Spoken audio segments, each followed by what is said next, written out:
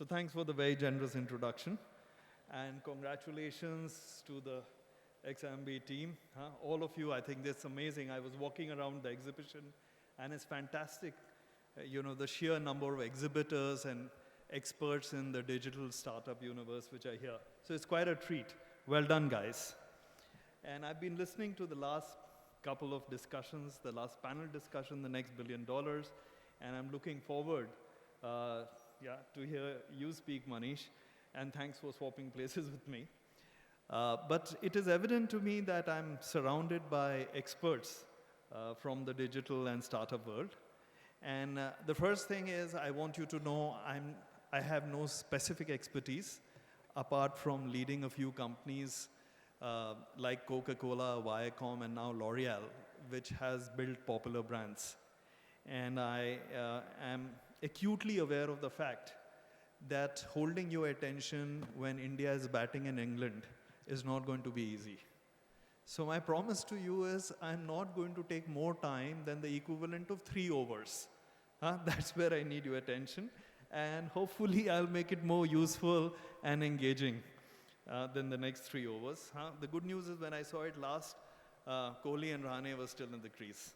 So hopefully they'll still be there by the time I finish. Yeah? So let me briefly share with you why I think this is relevant. A lot of you are from the B2B space. There are some of you who are from the B2B2C space. But why are brands relevant? A lot of you are in highly technical spheres, and Rohan was just telling me you're mainly digital, online, and building a brand is not exactly upfront and center. But if you were to carefully listen to some of the investors who were talking just before me over here, in an early stage company like yours, I presume a lot of you are founders, promoters, leaders of your respective business. When you don't have a lot of history, you don't have P&Ls for many years, what do you think investors look for? The first thing they look at is the founders, yourselves. Yeah? They look at the founding team, your depth, your quality, your relevant experience. They look for your vision. Ye karna kya chahta hai? Then what do they look at? Then, of course, they look at what is the sector. What is your addressable market? What is the size and the scale of the market? Is there value in the market? And very importantly, do you have a business model which in a sustainable way can address that business market opportunity? Yeah? And underlying that is, you can hear people who will talk about unit economics, CM1, CM2, and all kind of fancy terms. But there is only one language which I understand, which is PBT. Profit before tax or the cash you generate. Bas ek hi bhasha hoti hai. Everything else is good English. So that's the second thing investors look for. Ki inko apne business ka P&L samajh aata hai ki nahi. And the third thing I will submit to you, even though most of you are digital experts over here, and you are complete domain experts who are in the area of AI, digital, and various esoteric domains, is the fact that investors look for differentiation of your value proposition. Yeah? India is a highly competitive market. And what investors want to know is that is your proposition, is your solution, or your service, is it differentiated from what is already out there or not? Yeah. So now this differentiation, and now I will start using a little bit of marketing terms with your permission, but I'll keep it simple and quick, and I'll give back some time to the organizers. Yeah. The differentiation can be functional, it can be emotional, or it can be cultural. So I am now focusing on the third thing which you investors look for. 1 and 2 we have figured out. The founders, the promoters, it's a given. There's nothing which you can do about it. Your business model and the clarity of how you'll make money sustainably is something which the better people than me who are talking about. I'm talking about the third bit, which is differentiation of your service or your product proposition. So functional differentiation, very easy. All of us get it. I think all of you get it brilliantly. Think of Apple. Apple, in many of their models, has a 100% premium over the next competitor. And I know most of you Android users will disagree with me, but that's the fact. They built a brand. Now, whether Android is better or Apple is better is not the point. Point is the value of a brand. Functional differentiation, they've got very clear benefits. Very importantly, they have managed to communicate it to their customers. Very simple, but a good example of functional differentiation. And I'm sure a lot of you think about it as you go about your respective businesses. Now, here's the good news. Before you go, but you know, Apple जैसे मेरे पास design team नहीं है, R&D नहीं है, हाँ ये सब मैं कैसे करूँगा? There are other ways of differentiating yourselves, which brings me to the other two bits of differentiation, which is the emotional and the cultural differentiation. And this is where it gets interesting. India is a really crowded market. Differentiating your product, your service all the time can be very, very expensive business. So how do you sidestep this very, very expensive business and say, acha, can I connect emotionally? A simple example would be brands like Nike and Coca-Cola. I would submit to you, even though I'd worked with Coca-Cola for almost 15 years, that there are several better products in their categories for Nike and Coke, where they operate today. Yeah? I'm sure you have tasted better soft drinks. I'm sure you have worn better shoes than Nike. Huh? A lot of us have our favorites. But ultimately, the brand has got such a powerful emotional band with consumers that they manage to succeed. And they are the two global leading brands in their categories. Think of an example which is closer to home. So ये तो global हो गया. You say, अच्छा, मेरा क्या गया इसमें? So, you know, one thing, again, I'll go back to my Coke background. One of our former colleagues started a company called Paperboat. Paperboat का नाम सुना है? सुना है. I can see heads nodding over there. So, you know, this is a very interesting example of emotional differentiation.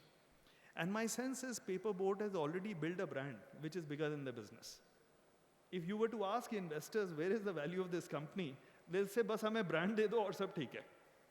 And it's besides the point that now it's a profitable business after many years of trying. But here is a very interesting insight. The key insight is today life is very, very hectic. We are all very busy, we are running around. Aaj Sunday afternoon tum log sab yahan baithe hue ho. What kind of a life is this? Right? But in this very hectic life, we look for what are called oasis moments. When you think back saying, wo zamane achhe the. You go back, oh, college ke zamane bahut mazedar the.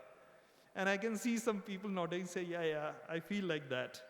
So Jagjit Singh sang this very, very famous ghazal, which goes, ye daulat bhi le lo, ye shohrat bhi le lo, magar mujhe lauta do bachpan ka sawan. ये कागज की कश्ती, ये सावन का पानी. Paperboat. So this is a very simple example of an emotional insight. So Paperboat took that insight, and under that, all of you who travel, say, by Indigo, so many of us order what? आम का पन्ना. क्यों? क्योंकि माँ की याद आती है. गर्मियों में आम का पन्ना बना के देती थी. So that is the emotional hook which allows you to differentiate. And I can tell you that as you look around in your own categories, you will realize that some of your customers are emotionally bonded with your business, your service. And that is a very, very good example of what you can do in a crowded category. The third insight which I want to share with you is what is called cultural differentiation. Yeah? And a cultural differentiation is very interesting. It is founded in who we are. We're Indians, right? And a very nice example from the startup world is, I wonder if any of you have heard of something called the Great Indian Khichdi.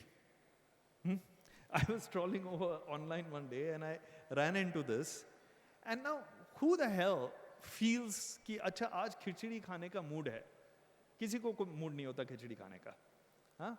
But the entire branding is around the whole Indian ethos which is similar to say Chavanprash, which is the feeling of wellness.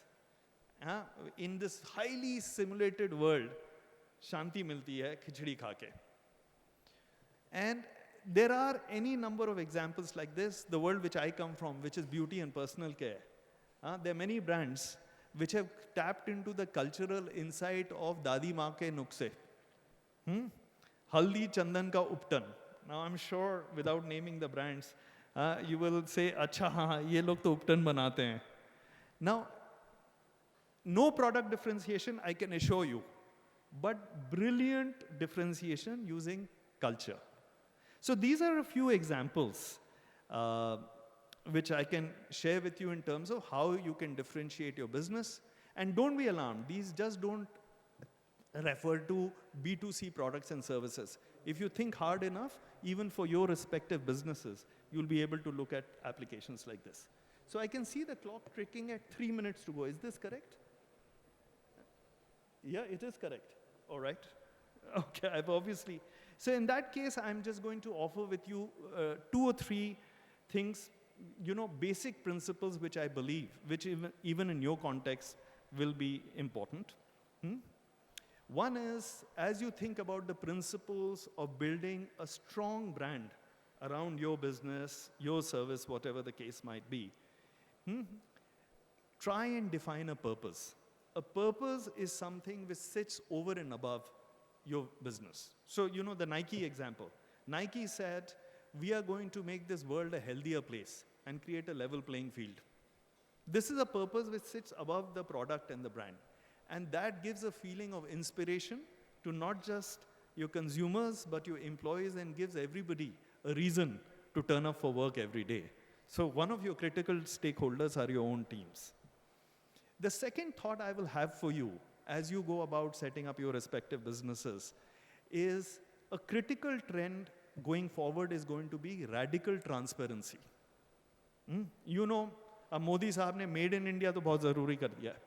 अब वो made in India के साथ the consumer or your customers have become very demanding. They want to know कि अच्छा, do you have fair labor practices? Do you pay your people properly? Do you give the same salary to men and women? Do you make sure, I can see the girls really smiling saying, हाँ, ये process तो बहुत ज़रूरी है. बिल्कुल है. But this is the essence of building a very, very transparent company so that you build that bond with your customers. The third piece which I'll say is authenticity. So there's a famous saying, be yourself, because all other places are taken. So what is very, very critical for us today is in this day, advertising or simple marketing doesn't work. So they say your product or your service is the best marketing you can do. Kyun? Because today, earlier, authenticity used to flow from some external source. Today in the day, where you go to Airbnb and you look at reviews to figure out rehna kahan hai. You go to Flipkart and you're looking for your headphones, you're looking at reviews and ratings. The product data pages can say anything, it doesn't matter. So this is the time where authenticity is becoming very, very important. So I would submit to the audience over here that, the days of that hard selling, that sharp selling, they're over. And you really have to be real and authentic. And finally, what I will leave you with is build trust. So trust is going to be your strongest currency with your customers in the years to come. People today say they don't trust politicians, they don't trust journalists. However, they will happily on an Uber app share a ride with an unknown person. You'll give your home to an unknown person on an Airbnb. Because no longer is trust flowing from the top. Trust is flowing sideways. It is flowing from your customers to yourself, from you to your customers, from you to your competitors. That is a very, very important currency. So, very impossible to set a key metric around that, but your ability to build transparency, authenticity, trust with your respective customers is something which will go a long way towards building a brand for your customers, which in the long term will conquer many issues which you face in terms of product and pricing and can add a lot of value to it. So in closing, I'll just leave you with one thought, कि ये सब तो अच्छा ज्ञान है, पर इसका मैं क्या करूं? What do I do about it? So rather than leave you with a bunch of English, I'll leave you with just one core thought. To do all these things, you need to build a strong learning culture. And you promoters and leaders of your respective organizations, you have to lead from the front. You are the person who has to role model closeness to the customer. You have to ask yourself, in the last week, how much face time did I spend with my direct customers? Are you role modeling that behavior? Very importantly, in today's world, Abhi, we saw this outstanding presentation on artificial intelligence. I'm sure things like 5G, etc., are going to be a very important part of the discussion. In this rate of technological change, at any point of time, you and your teams have to be learning. So the investment you made today is well worth your Sunday afternoon, because you have to keep relearning all the time. So the thought I'll leave you with is stay very close to your customers, be obsessive about your customers, role model that with your entire team, your businesses, your stakeholders, and at any point of time, learn, relearn all the time, because your customers, the technology, the services, the rate of change will keep getting faster. And if you're not reinventing yourself, there is no way you're going to stay relevant. So with that, I wish you a very, very successful journey in terms of adding value to your respective stakeholders and your customers, and have a great conference and all the very best.